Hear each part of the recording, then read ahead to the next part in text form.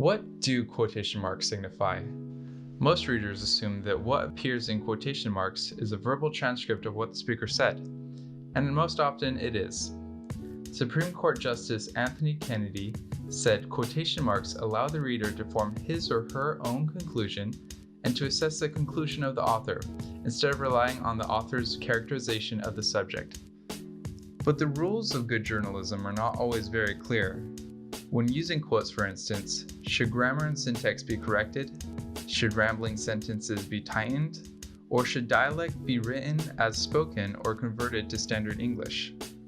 Let's take the story of a journalist named Sarah, for example.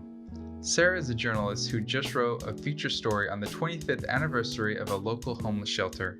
Sarah cleaned up some of the quotes from the shelter clients who had poor grammar out of concern that people would feed into the stereotype that homeless people are uneducated or unintelligent. Sarah also wanted the quotes to be a little bit more clear and eloquent. However, since the event was televised by the news station, the public could largely hear the verbatim that Sarah had touched up. As a result, she ended up getting a few letters from the public criticizing her choice for cleaning up the quotes. Here's an example of something Sarah might have run into when she was editing her paper. The reaction from the homeless shelter story left Sarah unsure whether cleaning up quotes on behalf of the source was the right thing to do. Alan Sigel, a managing editor at New York Times, has this to say about altering quotes. "We believe that the material between quotation marks must be an absolute, literal rendition of the quoted person." Now, Sarah's intentions to clean up the quotes in the story may have been out of concern for the clients, but doing so can put journalists in a risky situation. Take, for example, the $10 million Supreme Court lawsuit against Janet Malcolm by Jeffrey Mason. Jeffrey accused Janet of fabricating and altering quotes given during an interview. The court ruled that a journalist quoting a public figure can make up a quote without committing libel if the quote does not alter the context of what was said. So here we have a better idea of what and what isn't allowed in the context of the law when it comes to altering quotes.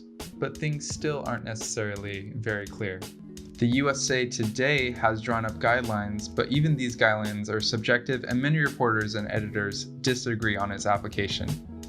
The rules say don't change the quotes unless it has minor grammatical errors. On the other hand, according to AP style guides, which is considered standard in many newsrooms, reporters should, quote, never alter quotations, even to correct minor grammatical errors. We have these guidelines and suggestions, but there are no real set rules on cleaning up quotes. Sarah was faced with an ambiguous challenge and acted in the best interest of the clients at the homeless shelter. She did not manipulate the context of the quotes and only made minor changes. From a journalist standpoint, Dublin Moore from the Washington Post put it best when he said, "There are ethnic and neighborhood news pieces. For example, the dialect and slang way of speaking adds context to the picture. When it is appropriate and when it is not, cannot be quantified. This is not a measurable science that we're involved in." Thank you.